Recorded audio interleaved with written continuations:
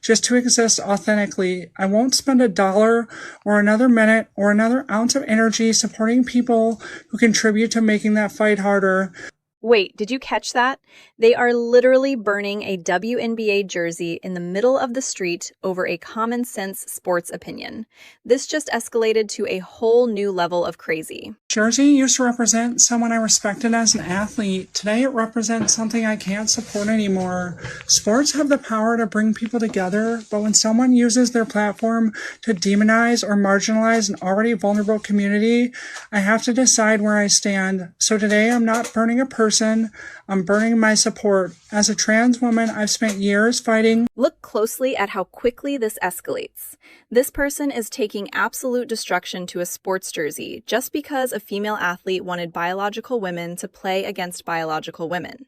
Have we completely lost the plot here? We're at a point where having a totally mainstream, scientifically grounded opinion about women's sports gets you labeled as some sort of villain, and they literally torch your name in the street. You can see the pure anger in the body language, but the irony is completely lost on them. They talk about standing up for vulnerable communities while aggressively destroying the property and representation of a female athlete trying to protect her own sports category. It's wildly performative. The amount of energy being spent on trying to cancel someone for a basic biological reality is staggering. It makes you wonder how long this level of outrage can even be sustained before people just get exhausted by it. Pay attention to the neighborhood in the background too. Just a quiet, normal street, and suddenly it's the backdrop for an extreme political meltdown over women's basketball. Just wild. With the exception of being a cisgender male, everything about how I was born has put me at the current center of a damaging and widely accepted myth. That myth is that gayness orbits around straightness, transgender orbits around cisgender, and that all races orbit around whiteness. And it is a myth that keeps money and power in the hands of the few instead of being invested in the lives of the free. Did you actually just process what a massive Hollywood A-lister is saying on a public stage? Anne Hathaway is standing up there, dressed in high couture, completely detached from everyday reality, delivering a speech that sounds like it was generated by an activist buzzword algorithm. She's lecturing the public on how everything in society orbits around whiteness and identity. It's the ultimate peak of celebrity elite guilt on display. Think about the irony here. A multimillionaire actress whose entire life and career have been built on immense privilege and industry connections is trying to lecture regular working-class Americans about power dynamics. It's almost theater. Look at the calculated delivery, the dramatic pauses. She's acting. This isn't a genuine grassroots plea. It's a carefully crafted performance for her specific Hollywood echo chamber to secure social credit points.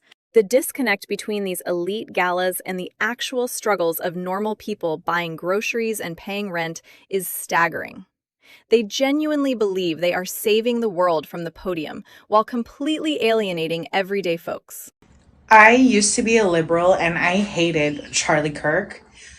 I never actually watched any of his debates or anything like that. I just saw all the clickbait and the most horrible things until recently when I went to YouTube and I started watching some of his debates in, the full clip, not just that little part where he says something horrible. And I realized that I am a fucking monster because he never said anything hateful or untoward or disrespectful.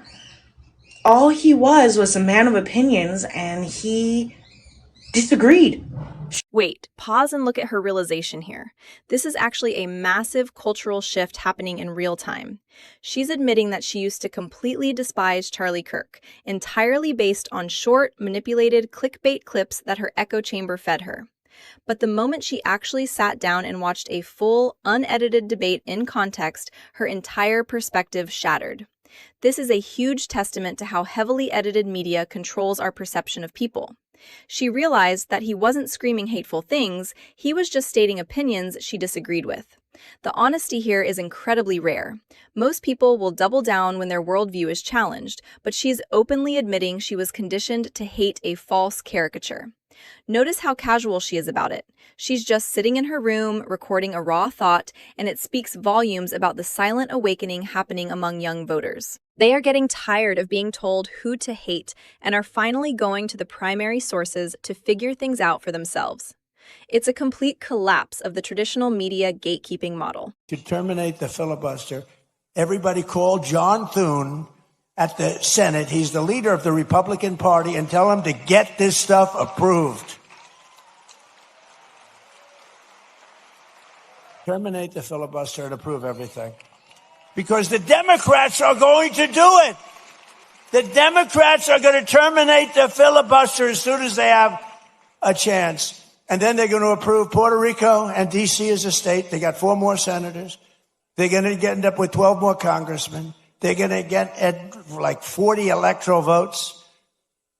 If they are allowed to do that, by that time I'll be sitting home. And I'm not a big crier. I don't think you want to see me cry, you know? There are some people, they do very well when they cry. But you don't want to see me cry. But I may be crying when I'll be sitting home and I'll say I told them. They got to really terminate the filibuster, get everything approved right away. Because you're going to have a stoppage. You're going to have a stoppage in September. The Democrats won't approve everything. They become deranged, like deranged Jack Smith. Remember that? Listen to the sheer urgency in this rally clip. Trump is laying out exactly what the political battlefield looks like, warning his base that the moment the opposition gets the chance, they will nuke the filibuster to push through massive electoral changes. Look at the crowd's reaction. They know exactly what's at stake. Whether you love him or hate him, you have to admit his ability to forecast political maneuvering is sharp. He's pointing out that the filibuster is the only guardrail left preventing a complete overhaul of the system, including adding states just to stack the Senate. This isn't just standard rally rhetoric. It's a high-stakes warning about structural changes to the republic. The political chess game being played here is intense.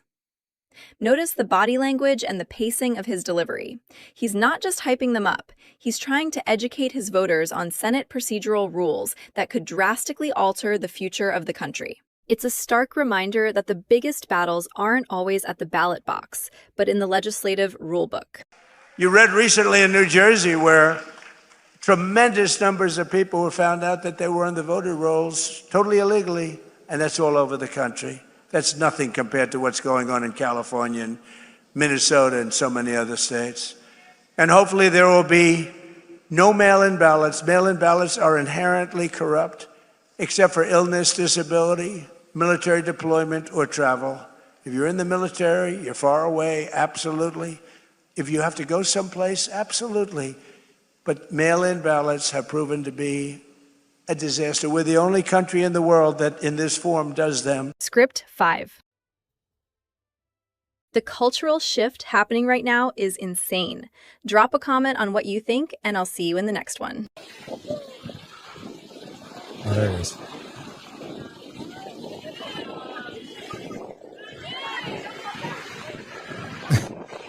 And another guy had Stop scrolling right now. A split-second decision in these chaotic waves is about to mean the difference between life and death, and you won't believe how this plays out.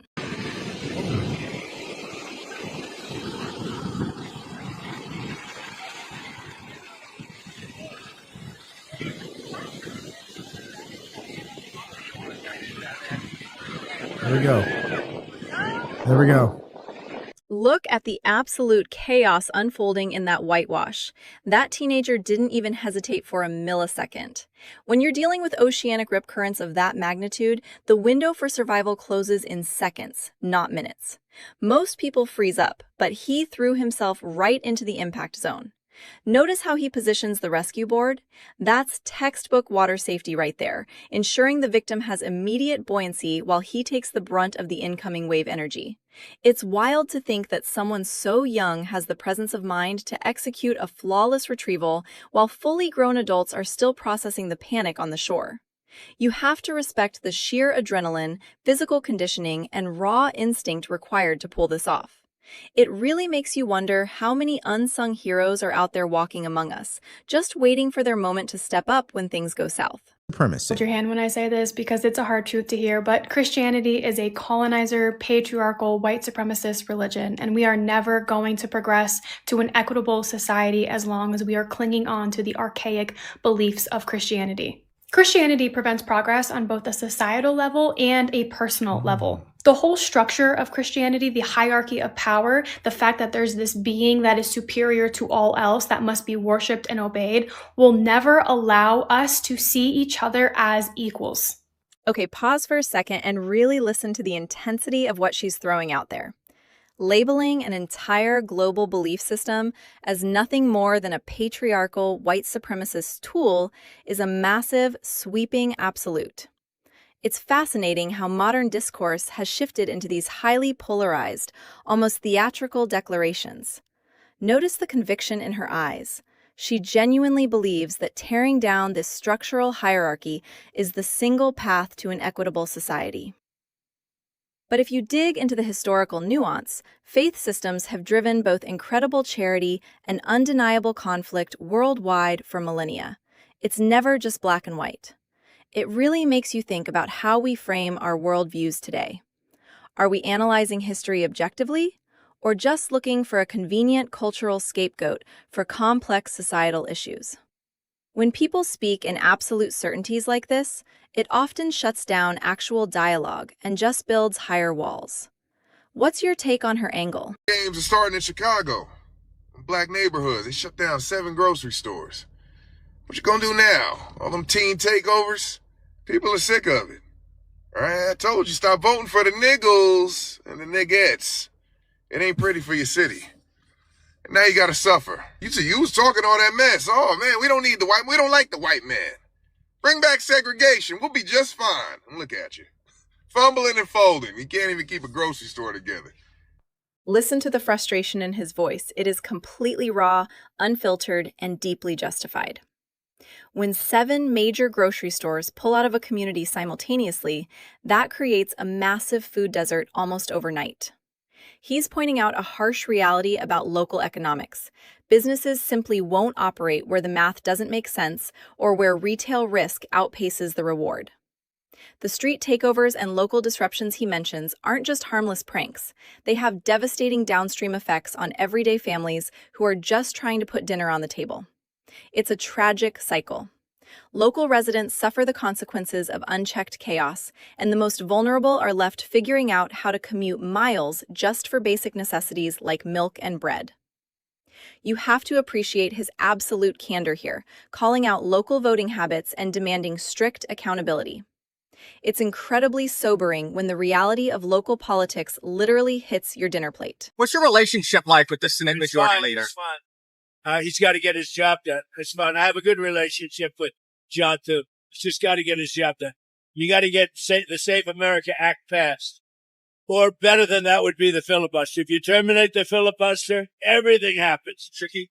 If you don't terminate the filibuster, only bad things will happen. If you don't terminate the filibuster, only bad things will happen. Check out the body language here on the plane. You can practically feel the strategic pressure being applied through the screen. When a former president casually mentions that a Senate leader has to get his job done, that is far from a gentle nudge. That is a direct, public directive aimed right at the camera. He's talking about the legislative act and the filibuster as if they are basic administrative hurdles, completely dismissing the intense legislative gridlock that actually defines Washington right now. Notice how relaxed but pointed his delivery is. He is masterfully setting the stage so that if anything fails, the political blame falls entirely on the Senate leadership, not him. It's a classic political pressure cooker tactic. By outlining exactly what needs to happen, he's drawing a very clear line in the sand for his allies. It really pulls back the curtain on how high-stakes political maneuvering operates behind closed doors. Are voting, public interest groups who say not everyone has access to a passport or real ID or birth certificate. What are the numbers there? Yeah, okay. So again, this is a bit in the eye of the beholder. Okay, can produce citizenship proof to vote, like a passport or birth certificate. Very easily, or with some effort, but still pretty easily, 90%. So the lion's share, and this I think is part of the reason why the idea of producing a document to vote is so popular, is because most people think they can do it, at least with some effort or very easily. But there is this 10% who say hard, can't, or unsure, Johnny B, in terms of that. And look at these numbers flashing on the screen. A full 90% of people surveyed say it is incredibly easy to produce documentary proof of citizenship to vote. That is an overwhelming, near universal consensus in a country that rarely agrees on what day of the week it is. It completely shatters the mainstream narrative that asking for an ID is some sort of impossible, oppressive hurdle for the average citizen. When you break down the data visually like this, the counter-arguments start to look incredibly flimsy. Only 10% claim it's hard or they are unsure. That margin is practically a rounding error in polling data. It really begs the question, why is there such massive political resistance to something the vast majority of the population already views as a total non-issue? Data points like this are crucial because they strip away the emotional rhetoric and just present the cold, hard reality of public sentiment. On the SAVE Act, it's a new week in Washington, but one thing remains the same.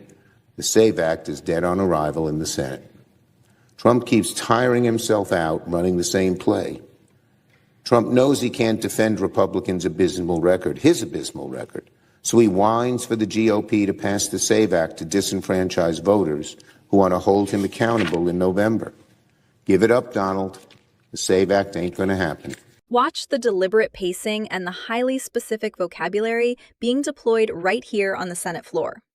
Calling the act dead on arrival is absolute political theater designed to project total, unshakable strength to his base.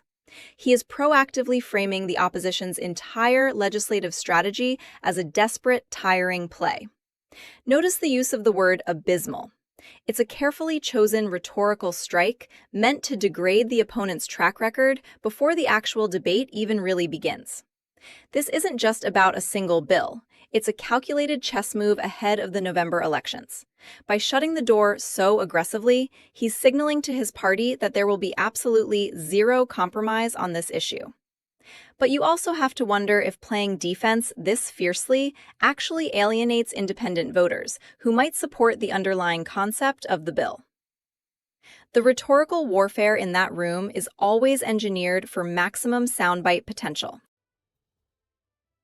Drop a comment and tell me which of these clips blew your mind the most. Hit subscribe and I'll see you in the next breakdown. we're talking about voters favoring photo ID to vote. Among all voters, we're talking 77%. And this is uniform, basically, or universal, I should say. Universal. Democrats. Stop scrolling. A major news network just accidentally broadcasted a poll that destroys their entire narrative. The numbers you are about to see are making politicians panic right now. Democrats, 62%. Independents, 77%. Republicans, 95%. This is something that is popular across the political spectrum. It is a rare thing that is popular across the political spectrum. When it comes to voter ID, the voters are with President Trump on this, whether they're Democrats, independents, or Republicans. Overall, very clear. We're talking about 3 and 4 overall. Hold up. Did you catch those numbers? Even the mainstream networks are practically dropping their jaws right now. When you break down that 77% approval for photo ID, it's not just one side of the aisle. It's crossing every single demographic line you can think of. Look closely at how the anchor is presenting this data. They almost look surprised that 62% of Democrats and 77% of independents are fully on board. It completely flips the cultural narrative we've been fed for the last 3 years. You've got to wonder why this specific poll is suddenly getting primetime coverage right now. Is the network preparing for a massive policy shift, or are they just reading the room because the pushback has gotten too loud to ignore? Either way, the political temperature is shifting fast, and when the numbers are this overwhelming, the old talking points just completely fall apart. What's going to happen when these voters actually show up, expecting these rules to be heavily enforced? He does. I mean, the main thing he wants, Sean, as you know, is the Save America Act, and that is something where, like I said, we've had multiple votes on it now. Not a single Democrat has voted for it. I think we continue to put him on the record, but we've had 5 different votes on it already. If we can get a chance to vote on it again, the best way to do that would be in a budget reconciliation bill, and that would enable us not only to get. Okay, pause right there and listen to what's actually being negotiated behind closed doors on live television. The act they are discussing isn't just another piece of paper floating around the Senate. It is becoming the absolute focal point of election integrity heading into the next cycle. You hear them mention getting everyone on the record? That is a massive strategic play to force their opponents into a corner. They are making politicians publicly choose a side on an issue that we just saw has overwhelming bipartisan support in the real world. But notice the real challenge they are facing here with the parliamentary math. The lack of a 60-vote supermajority means they are going to have to get highly creative with budget reconciliation to attach this to something completely unrelated. It's wild to realize that the fundamental rules of how we vote might be permanently altered by squeezing them into an agricultural or military defense bill. That's how Washington actually works, folks. If this passes, the entire landscape changes. A serious software error in New Jersey's motor vehicle system led to the improper voter registration of what we believe to be roughly 6,600 people in our state. When New Jerseyans applied for a driver's license or identification at the MVC, they were asked if they wanted to register. Wait, did you hear the excuse they just dropped at the podium? They are publicly blaming a software glitch for automatically registering thousands of non-citizens into the state voter database. Think about the massive implications of what this official is calmly admitting on camera. We are talking about a system that handles highly sensitive motor vehicle and identification data for an entire state, and supposedly it just accidentally clicked the wrong box for thousands of people. Notice the body language of the officials standing behind the speaker. It's completely rigid. When a government agency immediately throws a private tech vendor under the bus during a live press conference, you know there is a massive scramble happening behind the scenes to control the damage. If this happened in one state's DMV system, it forces you to ask how many other states are utilizing this exact same software architecture right now without even realizing the flaw. Don't let them rewrite the rules in the dark. Hit subscribe and I'll keep bringing you the truth they want hidden. Horse are wrong. Do you understand? Let's go, man. Let's go. You understand? I work. Let's go. Let's go. Let's go. Thank you. Things just got incredibly physical. When a city official's team has to forcefully shove the press out of the way, you know a massive cover-up is happening behind closed doors. You have to see how this entire disaster unfolded. I have been here working as hard as I can for this city from the day I got here. You got that? There are reports that you are not in town often. Wait, did you catch that? Look closely at the body language here. You have a reporter asking a direct, intense question, and the immediate response isn't dialogue. It's a physical wall. The official completely stonewalls him, refusing to engage in any meaningful way. Notice how the staff instantly swarms in to run interference? That is a classic crisis management tactic when a leader is caught totally off guard. They are not just trying to move him along. They are aggressively shutting down any chance of a follow-up. It makes you wonder what exactly they are trying so hard to avoid answering. When public officials rely on their handlers to physically block the press, it usually means the narrative is completely out of their control. The tension in that hallway is absolutely thick, and you can tell this isn't just a standard press gaggle. This is a complete breakdown of communication, and they are doing everything possible to avoid going on the record while the camera is rolling. What are they hiding? Direction from Governor Ferguson's office or from Miller Diapol's office to wait to do the press conference until they got to it. As soon as we coordinated with SPD and agreed that it was time to talk to the media, as soon as we knew that we were going to be doing that, I and Governor Ferguson and Congresswoman Jayapal arrived on the scene within minutes. So you can say his office unequivocally did not tell you to wait? No, absolutely not. What was the delay in the basics, the ABCs and the 1, 2, 3s of what happened? You had people running, you had people shot on the ground with bullet holes in their backs, covered in white sheets, and we are sitting here waiting. And the only thing that we had was a tweet and people who were afraid and a lot of information on social media filling the vacuum. So why is it that citizens in the city of Seattle had to wait for almost 5 hours to get answers about something so serious that's made national headlines?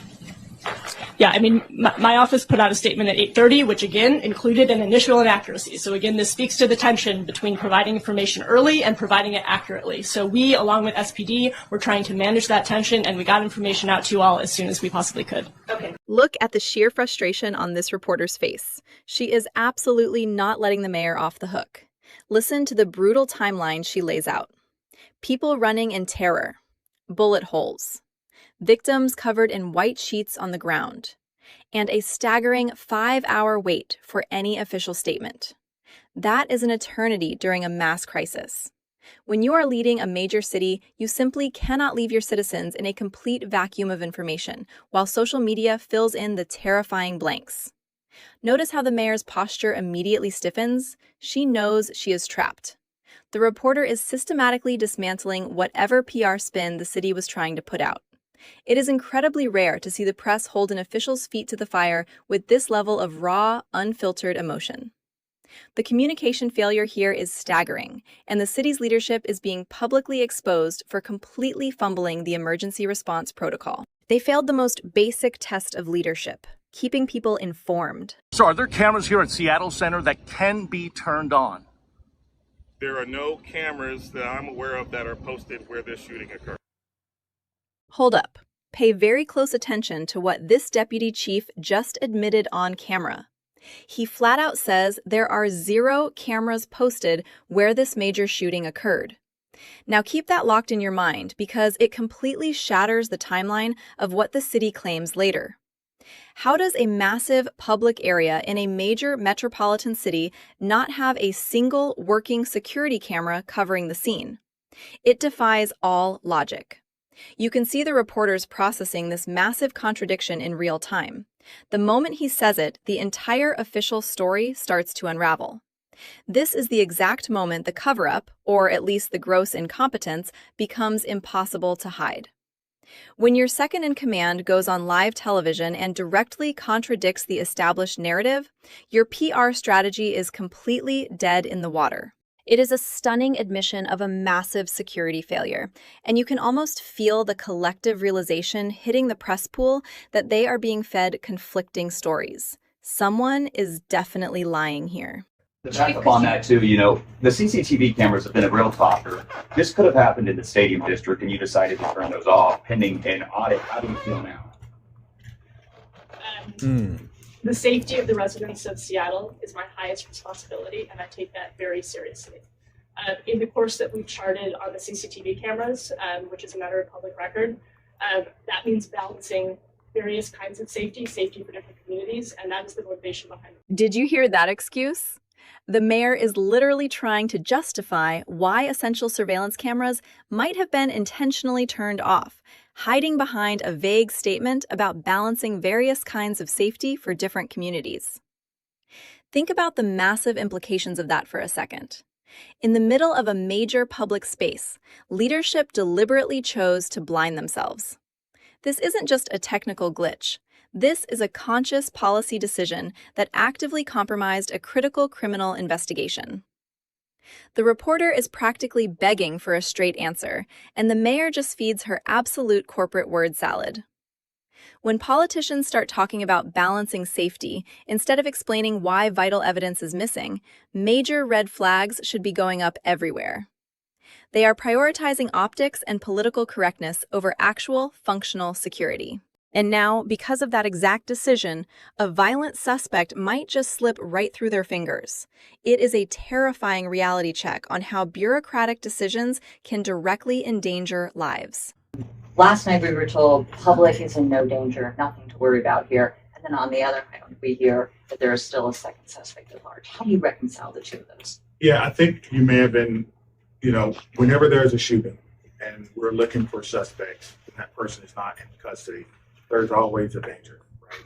And so what we want to get out to the public is that the interior scene, what we call our inner perimeter, was secure. I believe that's the message that we were trying to get out. We had a second scene that was only cleared a couple of minutes before the actual press. And so we're trying to get information out as often as we can, but our focus is on the search for the suspect. And so we will certainly, as I stated before, we have no problem with doing it. Notice how the chief handles this very first sign of pressure. The reporter asks an incredibly valid question about reconciling two totally different statements, telling the public there is no danger, while simultaneously admitting a second suspect is still on the loose. It is a massive communication failure. Look at his eyes. He is searching for the right PR-approved buzzwords to calm the room. Instead of giving a clear, reassuring answer, he starts explaining inner perimeters and interior scenes. It is classic deflection. When leadership starts throwing around heavy police jargon, it is almost always a tactic to confuse the public and dodge accountability. He is desperately trying to sound authoritative, but he is fundamentally failing to address the very real terror the community was feeling. You can see the other officials standing behind him, practically holding their breath, hoping he doesn't make it worse. This is what it looks like when a city's leadership is completely disconnected from the reality on the ground. Drop a comment and tell me who you think is telling the truth here. Subscribe for more breakdowns.